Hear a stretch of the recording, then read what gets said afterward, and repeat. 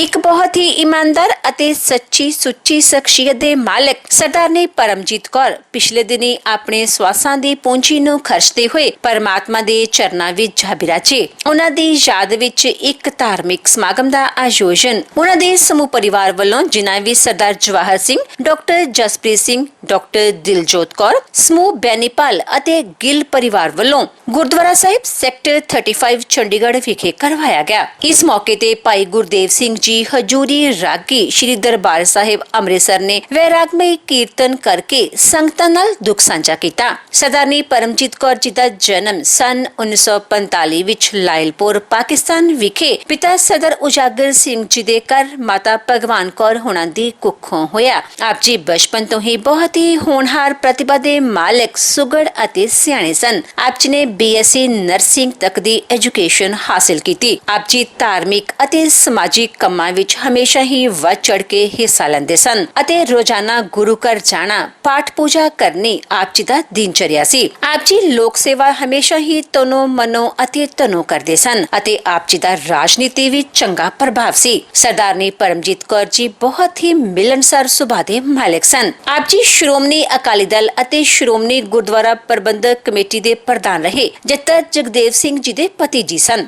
ਸਰਦਾਰਨੀ ਪਰਮਜੀਤ ਕੌਰ ਜੀ ਬਹੁਤ ਹੀ ਮਿੱਠੀ ਬੋਲੀ ਦੇ ਮਾਲਕ ਸਨ ਅਤੇ ਆਪਣੀ ਮਿੱਠੀ ਬੋਲੀ ਨਾਲ ਹਰ ਇੱਕ ਨੂੰ ਆਪਣੀ ਤਰਫ ਖਿੱਚ ਲੈਂਦੇ ਸਨ। ਆਪ ਜੀ ਗਰੀਬਾਂ ਅਤੇ ਦੀਨ ਦੁਖੀਆਂ ਦੇ ਮਸੀਹਾ ਸਨ ਅਤੇ ਹਮੇਸ਼ਾ ਹੀ ਹਰ ਇੱਕ ਦੀ ਮਦਦ ਤਨੋ ਮਨੋ ਅਤੇ ਤਨੋ ਕਰਿਆ ਕਰਦੇ ਸਨ। ਆਪ ਜੀ ਨੇ ਆਪਣੇ ਬੱਚਿਆਂ ਨੂੰ ਚੰਗੇ ਸੰਸਕਾਰ ਦੇ ਕੇ ਸਮੇਂ ਦਾ ਹਾਣੀ ਬਣਾਇਆ। ਮੌਜੂਦਾ ਸਮੇਂ ਵਿੱਚ ਆਪ ਜੀ ਦੇ ਬੱਚੇ ਸਮਾਜ ਵਿੱਚ ਸ਼ਲਾਘਾਯੋਗ ਸਥਾਨ ਰੱਖਦੇ ਹਨ।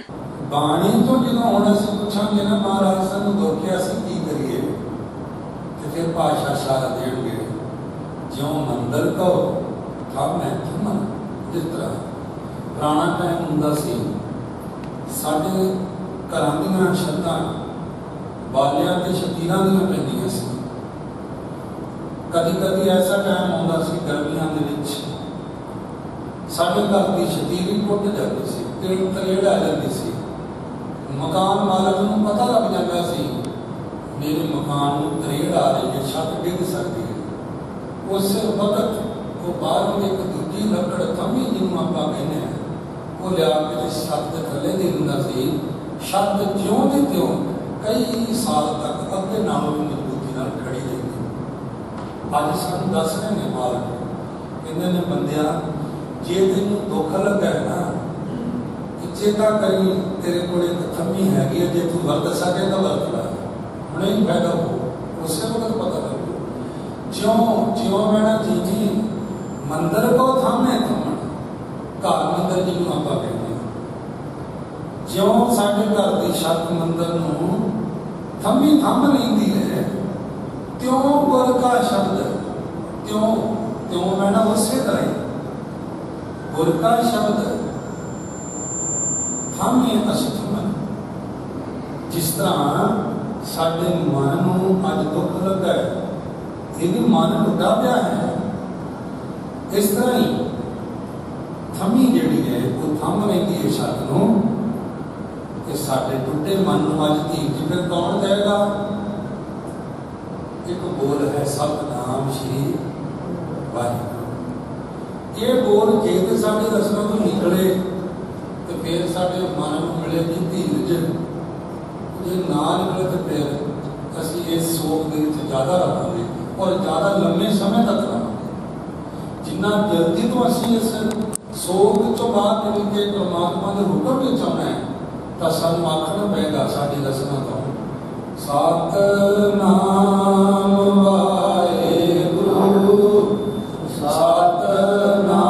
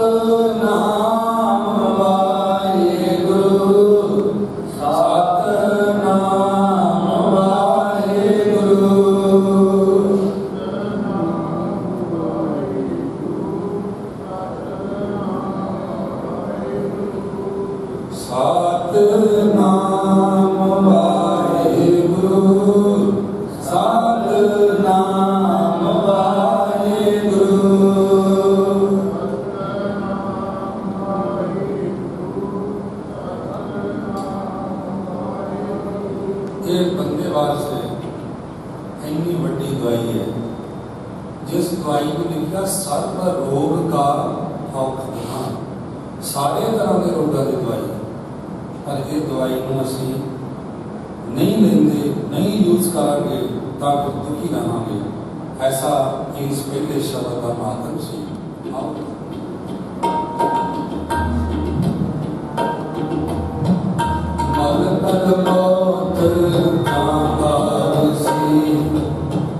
सब दरवाजे कितना प्यारा आईना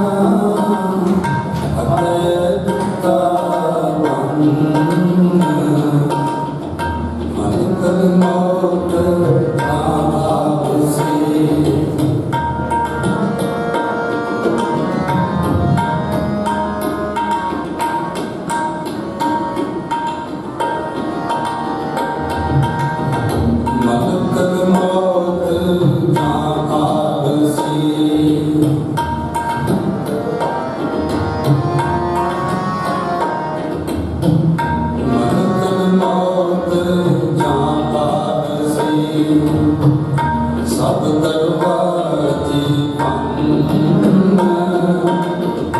कितना प्यारा आईना अगर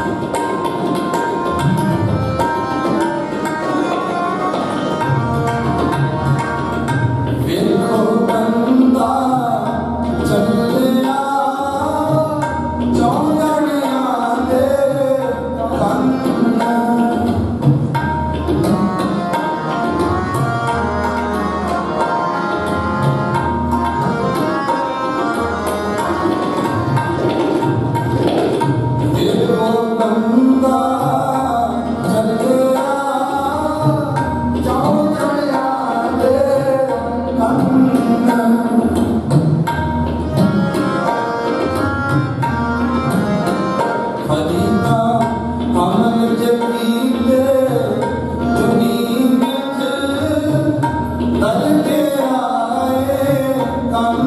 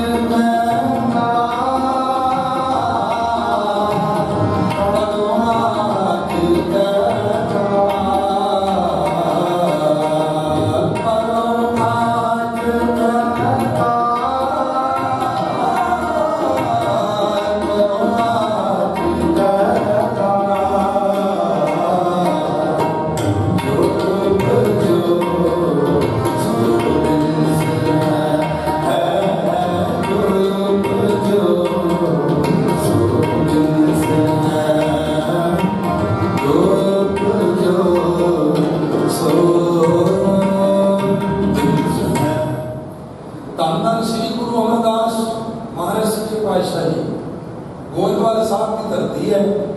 एक दिन अचानक संगतां विच उन्हां आवाज़ दित्ती, सारे रिश्तेदार आ जाओ, पुत्र धियां आ जाओ, गुरु की संगत आ जाओ, आओ मैं तुहाडे नाल कोई गल करनी है। जो आवाज़ दित्ती, सब ने सोचा कि गुरु जी ने खास ही गल करनी होनी। गुरु जी दे लागे बैठ गए। ये दुकान इन बिन गुरु ग्रंथ साहब जी दे दर्ज ने जिहड़े मैं तुहानूं पढ़ के सुणाउण लगा, जो वाक्या मैं बोलिया। सतगुरु कहंदे, सतगुर पाण अपने बह परवार सदाया। कहंदे सतगुरु जी नूं भौंदा सी, सतगुरु जी नूं चंगा लगदा सी। सतगुरु जी ने एक आवाज़ मारी, परिवार नूं इकट्ठा कर लिया ते कोल बिठा के कहण लगे, मत में पिछे कोई रोग सी, सो मैं मूल ना पाया। गुरु अमरदास कहण लगे, ओ देखियो असीं हुण चले जाना है, असीं हुण शरीर छड्ड जाना है। ते कहण लगे, तेरे पिछे रोयो ना, ध्यान नाल सतनाम श्री। मत में पिछे कोई रोग सी, सो मैं मूल ना पाया। होर की बोले महाराज गुरु अमरदास, अंत सतगुर बोलिया। अंत वेले सतगुरु गुरु अमरदास बोले, की कहते ने? कहते अंत सतगुर बोलिया, मैं पिछे कीर्तन करो, मेरे जान पिछों कीर्तन करवायो, कथा करवायो, शुभ वचन बोलियो, हरेक काम करियो, रोयो। मैं परिवार नूं अज बेनती करा, बिछड़ी आत्मा ने बिछड़े शरीर में वापस नहीं होना। हाँ, जिन्ना असीं दुख मनावांगे आत्मा दुखी होएगी, जिन्ना असीं जान पवों आत्मा दे भले वास्ते वाहिगुरु वाहिगुरु वाहिगुरु दा जाप करांगे, नाले सानूं धीरज मिलेगा ते नाले आत्मा नूं धीरज मिलेगा। इत्थों मैं गल आरंभ कीती सी कि हर बिन कौन सहाई मन का, इत्थे ला के मैं समाप्ति कर दिया, क्योंकि परिवार को दुख है। मैं ये गल मानना, जिस परिवार को दुख लगता वो दुख अखां च बयान नहीं किया जा सकता, पर इसका इलाज भी यो ही है कि बाणी तो बिना दुख दूर भी नहीं होना, नाम तो बिना दुख दूर भी नहीं होना। सतगुरु कृपा करन, परिवार को अमन का बल बख्शिश करन, माता परमजीत कौर होना अपने चरणों कमलों का निवास देन। मैं 5 मिनट का एक शब्द है, फरीदा दरियावे कन्ने बगला, बैठा केल करे, केल करे ते हंज नूं अचिंते बाज पए। आओ आप इस शब्द सरल करो, फिर समाप्ति है। अचिंते बाज पए,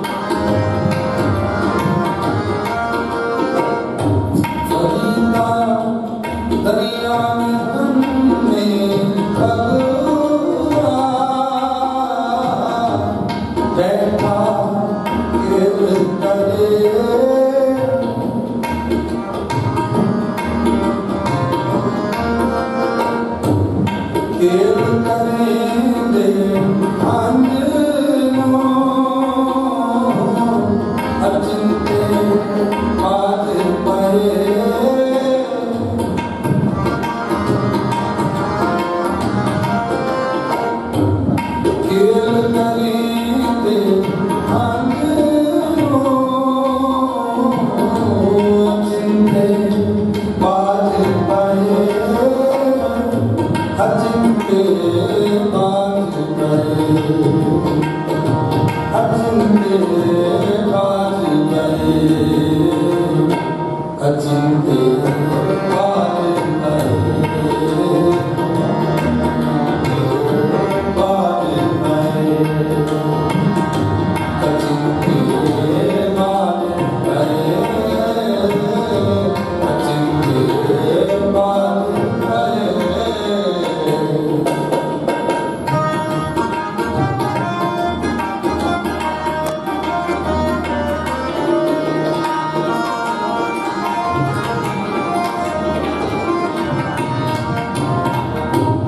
बात करे इस रंग के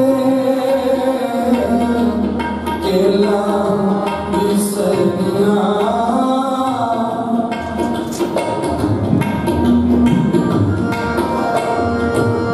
बात करे इस रंग के केला बिसरिया,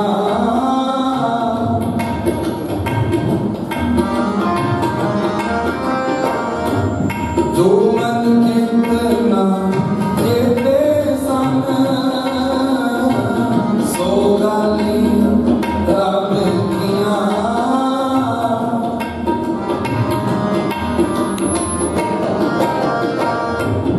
जो मन कितना कहते सन, सो गाली रब किया, सो गाली रब किया, सो गाली रब किया, अचिंत्य बाज करे, अचिंत्य बाज करे,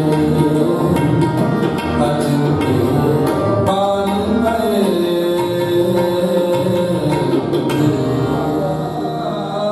आनंद एक ओंकार सतगुर प्रसाद, आनंद दया मेरी मां सतगुरु ने पाया, पाया सहज सुखी मन में आया,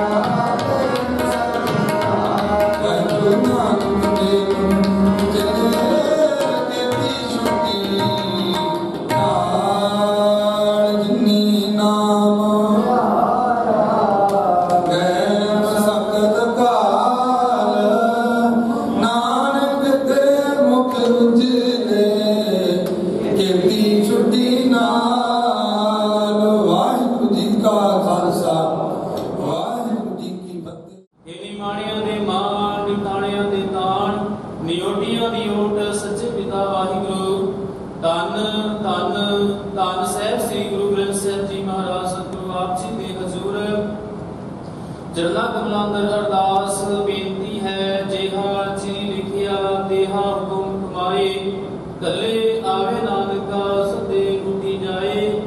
ਜੋ ਆਇਆ ਸੋ ਚੱਲ ਸੀ ਸਭ ਕੋਈ ਆਈ ਵਾਰੀ ਦੇ ਅਟਲ, ਪਾਵਨ ਮਹਾ ਅਨੁਸਾਰ ਆਵਿ ਦਰਗਰ ਦੇ ਪੀਰ ਤਵਾ ਸਤਿਕਾਰਯੋਗ ਬੀਬੀ ਪਰਮਜੀਤ ਕੌਰ, ਧਰਮ ਸੁਪਤਨੀ ਸਰਦਾਰ ਜਵਾਹਰ ਸਿੰਘ ਜੀ ਬੀਤੀ 6 ਜੂਨ ਨੂੰ ਆਪ ਜੀ ਵੱਲੋਂ ਬਖਸ਼ੀ ਸਵਾਸਾਂ ਦੀ ਪੂੰਜੀ ਨੂੰ ਵਰਤਦਿਆਂ ਹੋਇਆਂ ਕਾਲ ਚਲਾ ਕਰ ਗਏ ਸਨ।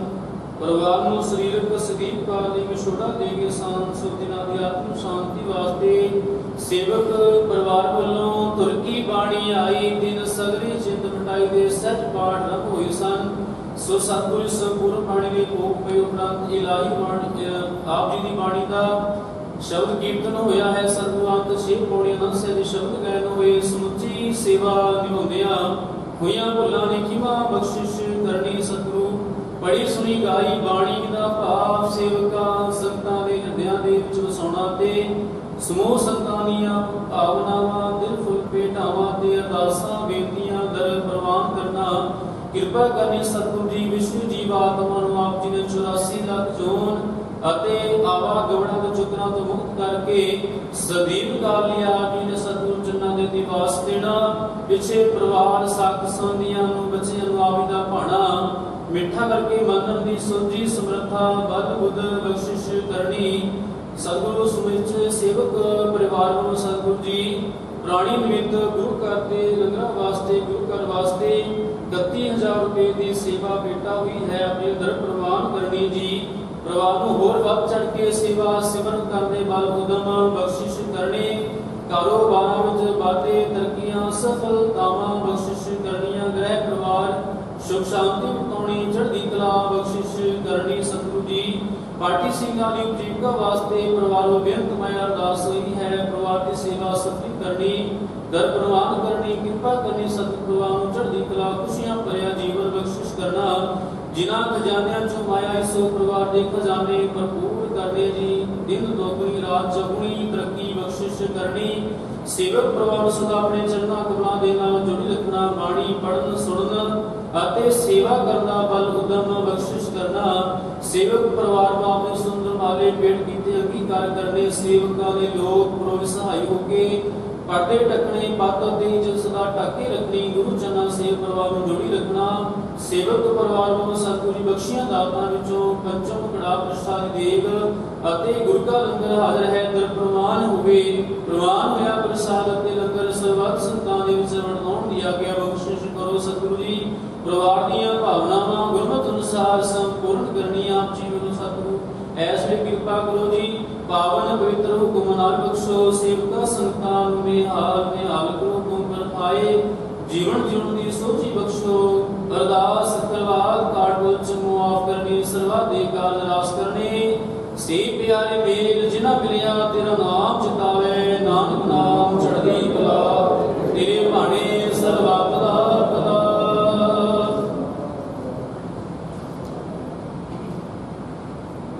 ਵਾਹਿਗੁਰੂ ਜੀ ਕਾ ਖਾਲਸਾ ਵਾਹਿਗੁਰੂ ਜੀ ਕੀ ਫਤਿਹ। ਬਿਲਾਵਲ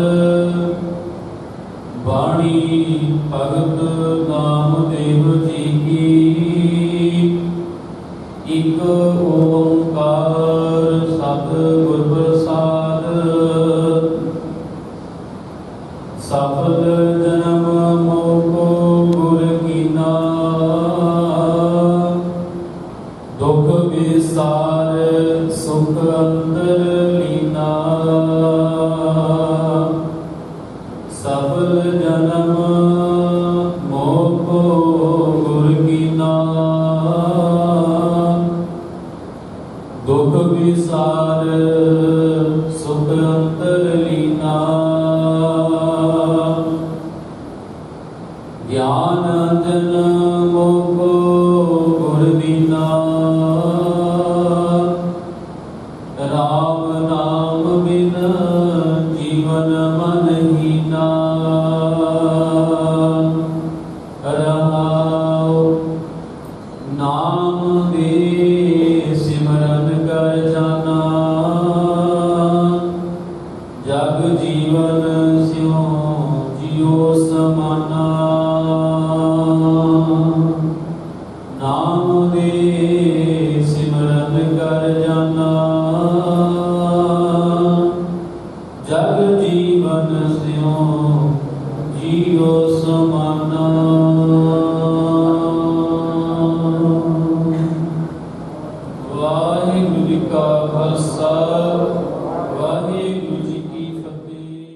सत्कारयोग सरदारनी परमजीत कौर सपुत्री सरदार जवाहर सिंह जी जो कि मिति 6 जून ਨੂੰ इस संसार से अकाल चलाना कर गए ਹੁਣ अपनी संसारिक यात्रा पूरी करते हुए वो गुरु चरणों में जा विराजे हैं। ਅੱਜ ਉਹਨਾਂ ਦੀ ਆਤਮਕ ਸ਼ਾਂਤੀ ਵਾਸਤੇ ਅੰਤਿਮ ਅਰਦਾਸ ਵਿੱਚ ਅਸੀਂ ਸਾਰੇ ਇੱਥੇ ਜੁੜ ਬੈਠੇ ਹਾਂ।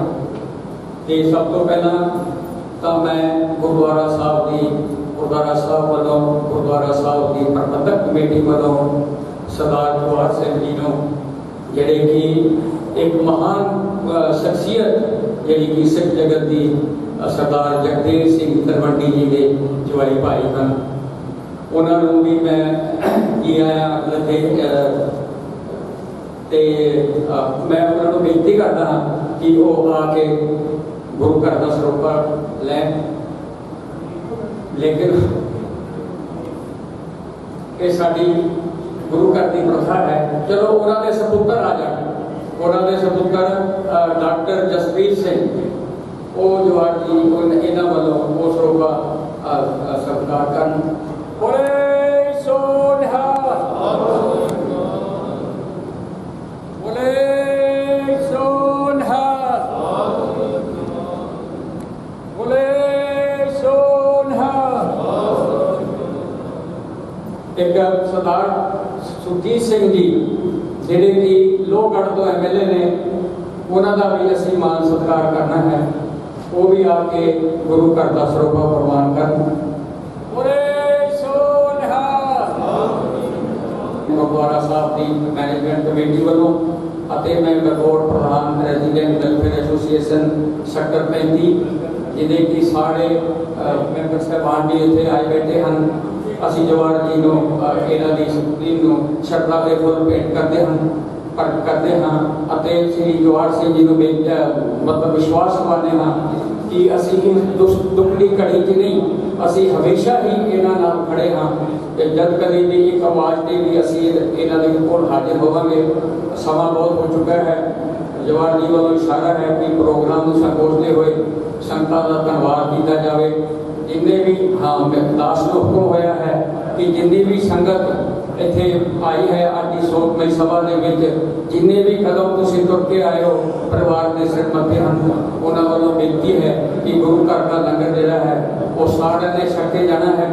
ਇਹ ਸਾਹਮਣੇ ਗੇਟ ਹੈ, ਹੁਣ ਤੁਸੀਂ ਇੱਥੇ ਸਾਹਮਣੇ ਉੱਥੋਂ ਪ੍ਰਸ਼ਾਦ ਲੈ ਕੇ ਬਾਹਰੋਂ ਗੁਰੂ ਘਰ ਦੀ ਦੇਗ ਵਰਤੇਗੀ, ਪ੍ਰਸ਼ਾਦ ਲੈ ਕੇ ਨਾਲ ਹੀ ਲੰਗਰ ਹਾਲ ਦੇ ਵਿੱਚ ਜਾ ਕੇ ਸਾਰਿਆਂ ਨੇ ਜਿਹੜਾ ਹੈ ਇਹ ਲੰਗਰ ਛਕ ਕੇ ਜਾਣਾ ਹੈ। ਵਾਹਿਗੁਰੂ ਜੀ ਕਾ ਖਾਲਸਾ, ਵਾਹਿਗੁਰੂ।